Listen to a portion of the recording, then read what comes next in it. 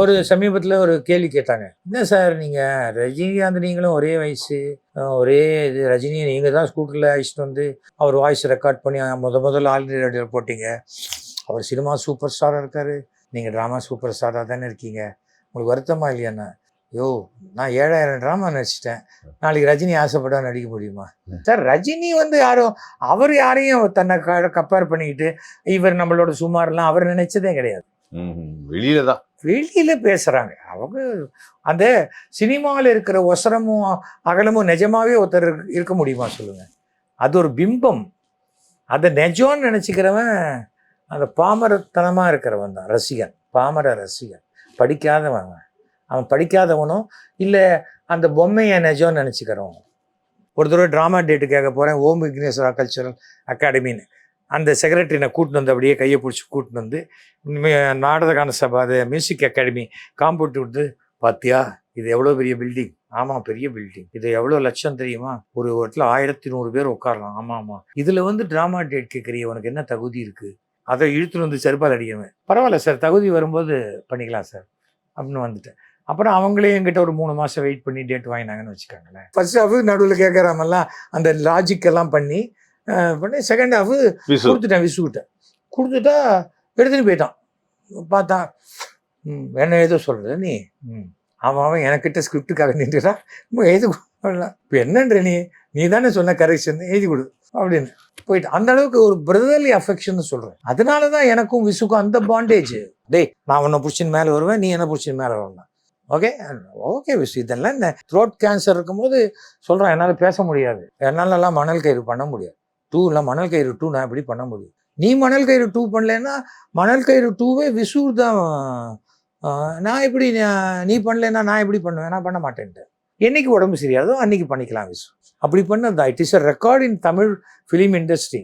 36 வருஷம் கழிச்சு முதல் பார்ட்டுடைய தொடர்ச்சியாக 2வது பார்ட்டு அதே நடிகர்கள் அதே கேரக்டரில் நடித்து வந்த படம். நான் எனக்கு தமிழ்நாடுடைய கலைமாமணி அவார்டு, கலைவாணர் அவார்டு 2மே வந்துருச்சு. தியேட்டர், ஒன்று தியேட்டருக்கு, இன்னொன்று சினிமாவுக்கு. அடுத்தது வந்து சிறந்த நாடக குழுக்கான ஷீல்டு வந்து கொடுத்தாச்சு. எனக்கு கிட்டத்தட்ட 16 life time achievement award through out the world all cultural academies கொடுத்துருக்காங்க. ஒரு 4 ஆனரரி டாக்டரேட்ஸ் கொடுத்துருக்காங்க. ஒரு ஊசி கூட போட முடியாது. அந்த சீரியஸ் ட்ராமா போடலைன்னா உள்ளே வந்து திட்டுவாங்கன்னு சொன்னேன்ல. அப்போ தான் கே ராமனே சொன்னார், இந்த ட்ராமா உங்களுக்கு சரியில்லைதான்றா, நான் எதிர்க்கக்கூடாது. ஏன்னா அவர் வந்து தமிழ்நாட்டுடைய பிஜி ஓடர்ஸ், சிச்சுவேஷன் காமெடி அசத்தி எடுத்துருவார். K Raman he was working in Hindu, பிரமாதமான ரைட்டர். அதுக்கப்புறம் தான் நிறைய ரைட்டர்ஸ் தமிழில் காமெடி கிமெடி. எனக்கு ஒன் மோர் எக்ஸாசிஸ்டே கே ராமன் தான் ஓரளவுக்கு ஃபர்ஸ்ட் ஹாஃப்லாம் எழுதி கொடுத்தார். ஓகே, ஃபைனலில் எழுதி கொடுத்தது விசு. நடுவில் கொஞ்சம் தான் கிரேசி மோகன் பேரில் வந்தது அந்த ட்ராமா. அப்புறம் தான் நான் வந்து ஒரு பையன் இருக்கான், அவனை வேணால் நீ மீட் பண்ணு, சாயங்காலம் அவன் சாய்பாபா கோயிலுக்கு வர சொல்கிறேன், அங்கே மீட் பண்ணேன் அப்படின்னா. போனால் மீட் பண்ணேன். நான் தான் மோகன், நான் இங்கே இன்ஜினியரிங் காலேஜ் இப்போ தான் முடித்தேன் அப்படின்னு சொன்னான். ஓகே ரைட்டு மோகன், என்ன பண்ணுவேன்? நான் ஆக்ட் பண்ணுவேன்னா. ஐயோ, நான் இப்போ தான் ஆக்ட் பண்ண, நம்ம அடிவண்டிலேயே வேறு ஏதாவது ஸ்கிரிப்டெல்லாம் எழுதுவேன். சரி, அப்போ நம்ம புது ட்ராமா நீ எழுதிடு அப்படின்னு சொல்லி கிரேசி தீவ்ஸ். அப்போ கிரேசி பாய்ஸ் சீரியஸ் வந்துட்டு இருந்தது. ஓகே, ஒரு சிலை வேனில் போகும், பிரிட்ஜ் வந்தோடனே சிலையே கவுந்துக்கும். அதோடைய ஐடியா தான் பிள்ளையார் சிலை கிட்ட பணம் வைப்பா, பிள்ளையார் எடுத்துன்னு ஓட்டிடுவார். அது மாதிரி பண்ணினோம். கிரேசி தீவ்ஸின் பாலவாக்கம் அப்படி பண்ணின ட்ராமா. அது 25 பிள்ளையோட நின்று போச்சு. அதுக்கு மேலே டேட் கிடைக்கல. அப்புறம் பார்த்தேன், ஒரு நாளைக்கு குமுதத்தில் எஸ்ஏபி அவங்க குமுதம் ஆஃபீஸ் ஃபங்க்ஷன் வருஷம் நடத்துவாங்க. குமுதம் ஸ்டாஃபுக்கு போய் பர்ஃபார்ம் பண்ணணும். பர்ஃபார்ம் பண்ணதுக்காக சொன்னால் கரெக்டாக 4 மணிக்கு போகணும். 2:30 மணிக்கு பால்யூ ஃபோன் பண்ணுறார், இந்த மாதிரிப்பா லேடி ஆர்டிஸ்ட் யாரையும் கூட்டின்னு வந்துடாதுப்பா, லேடி ஆர்டிஸ்ட்லாம் எங்கள் கேம்பஸ்குள்ளே விடுறதில்ல. ஐயோ, என்னடா பண்ணுறதுன்னு சொல்லிட்டு டக்குன்னு ஒரு லேடி ஆர்டிஸ்ட்டை பின்னாடி மைக்கில் பேசலாம், இன்னொரு லேடி ஆர்டிஸ்ட் என்ன பண்ணலாம் அப்படின்னு பார்த்தபோது எங்கள் ட்ரூப்பில் வந்து ராமாயி வயசுக்கு விட்டான்னு ஒரு படம் வந்தது. அதில் இது உதயசங்கர்னு ஒரு பையன், அவன் எங்கள் ட்ரூப்பில் தான் நடிச்சிருந்தான். ஓகே, அவனுக்கு டக்குன்னு பொம்பளை வேஷம் போட்டுடலாம் சார், லேசாக மீசை இருக்குண்ணா, நிறைய கேர்ள்ஸுக்கு இருக்குடா விட்றா அப்படின்னு சொல்லிட்டு, யாரா கிட்ட வந்து பார்க்க போகிறாங்க அப்படின்னு சொல்லிட்டு வடிவுக்கரசி என் ட்ராமாவில் இப்போ ஆக்ட் பண்ணிட்டு இருந்தா சப்ஸ்டியூட்டாக. ஸோ வடிவுக்கரசிக்கிட்ட போய் அப்போ இந்த மேக்ஸி எல்லாம் இவ்வளோ ஈஸியாக கிடைக்காது, கொஞ்சம் வடிவுக்கரசி உன்னோட மேக்ஸியை கொடு அப்படின்னு. என்ன என்ன கூப்பிடாது, அந்த லேடிஸ் வரக்கூடாது, நீ மேக்ஸியை கொடு. வடிவுக்கரசியோட மேக்ஸியை வாங்கி வந்து அவனுக்கு மாட்டி அப்படியே உஷா கேரக்டர் பண்ணி வச்சு அப்புறம் ட்ராமா முடிஞ்சோடனே சொன்னால் நாங்கள் நீங்கள் குமுதம் பத்திரிகையில், நானும் சின்ன வயசுலேருந்து குமுதம் படிக்கிறேன், குமுதம் பத்திரிகையில் உங்களுக்கு நான் ட்ராமா போடுறது எனக்கு ரொம்ப பெரிய சந்தோஷம் அப்படின்னு சொல்லி நான் வேறு ஒன்றும் எதிர்பார்க்கல. அப்படின்னு அவர் எஸ்ஏபி நான் போனோன்னே என்ன இவன் என்ன பையன் வேறு ஒன்றும் எதிர்பார்க்கலங்கிறான், அந்த ஸ்கிரிப்டை வாங்கி பப்ளிஷ் பண்ணுங்க, இவ்வளோ சூப்பராக இருக்குது ஸ்கிரிப்டுன்ட்டு. அது 10 வாரம் பப்ளிஷ் ஆச்சு. சூப்பர். அந்த 10 வாரமும் எப்படின்னா நாங்களே எங்கள் ஃபோட்டோ சீன்ஸ் ஃபோட்டோ எடுத்து போட்டுருவோம். அதுக்காக ஒரு வீட்டில் போய் எடுக்கிறது அந்த சீனு. இந்த முதல்ல வந்து அது ஃபஸ்ட்டு எபிசோடு மாத்திரம், ஃபஸ்ட்டு சீன் மாத்திரம் சின்ன புக்லெட்டாக வந்தது. அடிஷ்னல் புக்லெட், இவ்வளோ புக்கில் இவ்வளோதான் இருக்கும் அந்த புக்கு. அது வந்தது கிரேசி தீவ்ஸ் இன் பாலவாக்கணும். அதுக்கப்புறம் செகண்ட் சீன்லேருந்தெல்லாம் ரெகுலர் புக்கில் அது வந்து ஹிட் ஆயிடுச்சு.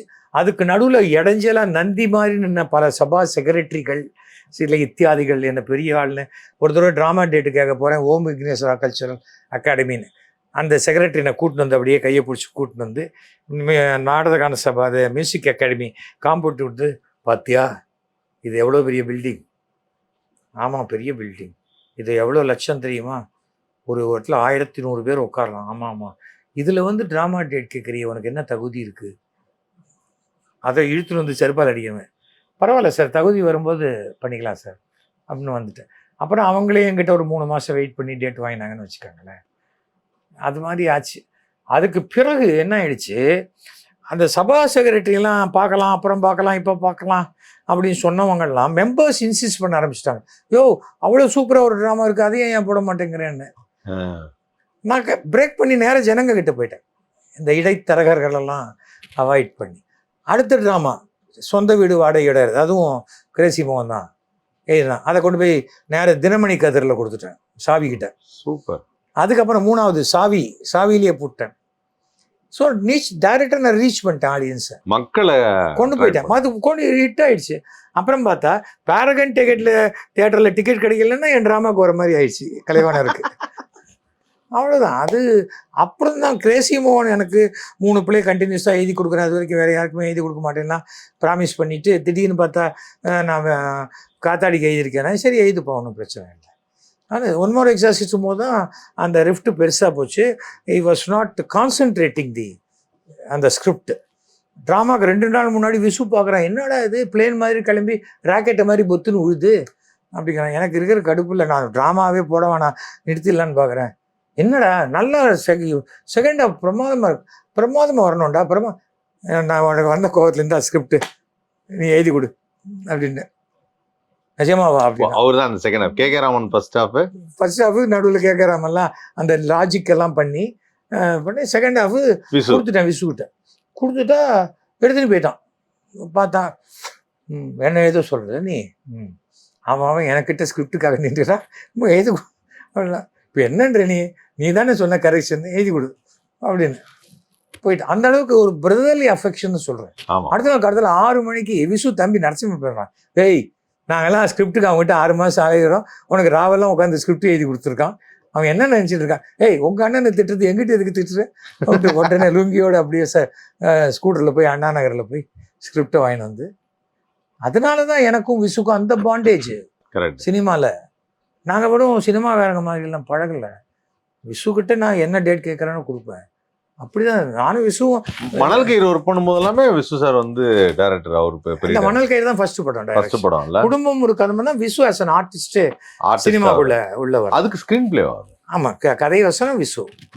அதுல வந்து டைரக்ஷன் எஸ்பி முத்துராமன். அதுல விசு முக்கியமான கேரக்டர். அப்படி அதுல நீங்க ஒரு சீரியஸான கேரக்டர். சீரியஸான எல்லாம் கலந்து ஒரு குணச்சித்திர நடிப்புன்னு வச்சுக்கோங்க. அதுவும் விசு அப்பதான் சொன்னான், டேய் நான் உன்னை பிடிச்சின்னு மேலே வருவேன், நீ என்ன பிடிச்சின்னு மேலே வரணும்.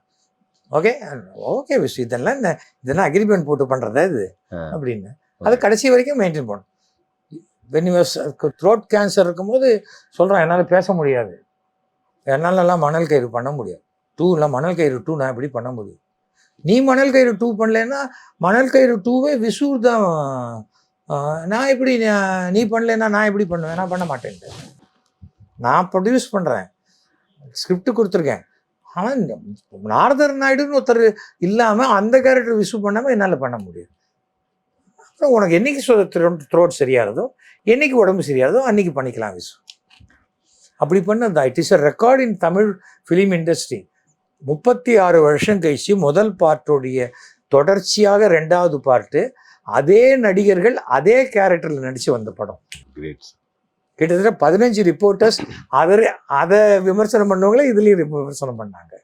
அந்த ஹீரோயினுக்கு சாந்தி கிருஷ்ணாவுக்கு டப்பிங் கொடுத்த ஆனந்திங்கிற பொண்ணு தான் இங்கேயும் இந்த கேரக்டருக்கு 36 வருஷம் கழிச்சு நம்ம இவங்க என்னுடைய ஒய்ஃப் கேரக்டருக்கு இது கொடுத்தோம்.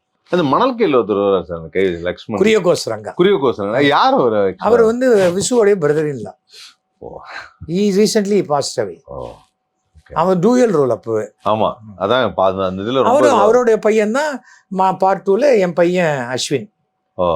திருப்பியும் அவங்க விசுவும் என் பையனும் சேர்ந்தா என்னையும் என் பொண்ணையும் ஏமாத்துவாங்க. ஏன்னா என் பொண்ணு கண்டிஷன் போடுவா. ஏன்னா இந்த காலத்துல பொண்ணுங்க தானே கண்டிஷன் போடுறாங்க. பசங்க கண்டிஷன் போடுறாங்க. பசங்க நான் அப்போ போட்டோம், இப்போ பொண்ணுங்க போடுறாங்க. அப்ப நீங்க ஏதாவது கல்யாணத்துல நீங்க பண்ணும்போது கண்டிஷன் எல்லாம் போட்டுருக்கீங்க? ஒரு கண்டிஷனும் கிடையாது, ஒண்ணுமே கிடையாது. இல்ல அந்த படம் பார்த்தப்ப அந்த 10 கண்டிஷன் மஞ்சு பார்வை மாதிரி ஆடணும் எல்லாம் சொல்லி. அதான் அந்த கதையோட அடிப்படையே கண்டிஷன் மட்டுமே வாழ்க்கை அல்ல, அது மனப்பொருத்தம் தாங்கிறது தான் அதில் சொல்ல வந்தது. ஓகே, அதே தான் இதுலேயும் சொல்லியிருக்கு. பார்ட் 2 இது ZEE5 இருக்குது. ஓகே, ஸோ இதுதான் வந்து. ஆனால் ஃபிலிமில் வந்து உங்களுக்கு விசு சாருக்கு தான் நிறைய ட்ராவல் இருக்குது. நிறைய ட்ராவல். என்னை மேக்ஸிமம் ரொம்ப நல்லா யூஸ் பண்ணது விசு. அதுக்கு ஈக்குவலாக என்னை யூஸ் பண்ணது ராமநாராயணன். என்ன ஒரு ஆக்ஷன் ஹீரோவா, கமர்ஷியல் ஹீரோவா எல்லாம் கொண்டு வந்து ராமநாராயணன். மறக்க முடியாத படம் சகாதேவன் மகாதேவன், அதெல்லாம் பிச்சு.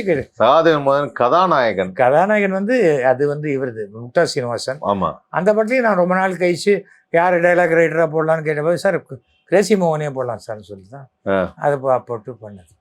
அதுலலாம் அந்த மாடு கத்துற மாடுனா என்ன கேட்கறதுக்கு இனிமையா இருக்கு பாத்தியா. டெல்லி பசு அப்படின்னு கலர் டிவி வாங்க போறேன், சேப்பில் ஒன்று பச்சையில் ஒன்று,